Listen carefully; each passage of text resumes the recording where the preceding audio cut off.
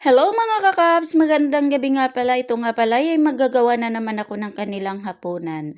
Bali ako lang yung nagde-decide nito ng aking pagluluto dito kasi siyempre kabisado ko naman kung ano yung lulutuin ko sa kanila. Ayan nga pala yung aking ginagawa. Naghugas muna ako ng manok. Bali nga pala isang manok yan, hinahati ko lang sa apat. At dito naman nakahanda na nga pala yung aking mga sangkap sa aking pagluluto. Meron na nga pala akong sibuyas at saka yung mga iba pa. At yan nga pala ay simulan ko na sa pagigisa. Mas maganda talaga yan, sinasabay ko na yung mga ganyang gisa ng aking mga pagluluto para naman kahit papaano mabangong mabango talaga siya. At nilagay ko na rin yung manok. Habang ako ay naghahalo dyan, nagiinit na rin ako ng tubig para naman diretso-diretso na yung aking pagluluto dyan. At yan nga pala, pagkatapos kong hinahalo, nilagyan ko na rin siya ng powder. Yan talaga yung sangkap ng aking sa pagluluto dyan. At yan nga pala yung tinatawag dito yung smoke or chicken mandi. Ayan nga, inilagay ko na rin yung tubig. Bali nga pala, pakuluan ko lang siya sa kalahating oras para naman ay malambot agad yung ating manok dyan.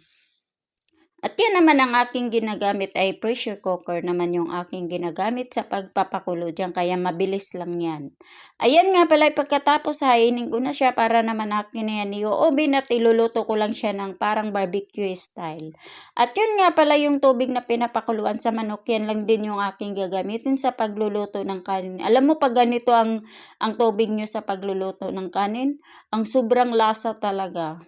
At yan naman ay pagkatapos ko ng pagsalang ng bigas, dito naman ako sa manok para naman akin siya lalagyan ng mantika sa ibabaw para akin na yan i-oven. At habang naka-oven naman yung manok dito, binalikan ko na rin yung kanin na aking sinasalang. Ayan nga pala, mayroong kunting tubig kaya paininan natin yan at lagyan muna natin ng kaunti yung isang pirasong sili. At nung natapos na nga yung ino-oven ko manok, ayan kinukuha ko na at nilagay ko na rin sa ibabaw ng kanin para naman yan ay papausukan ko. Lagay lang ako ng mantika at yan nga pala ay meron akong uling. Alam niyo yung ganitong luto sobrang bango talaga. Kaso lang buong bahay mo mangangamoy. At nung pagkatapos na nga yan pinapausukan, bali nga pala ililipat ko naman siya sa kabilang. Parang kaldero siya na lagi siyang mainit lang. Hindi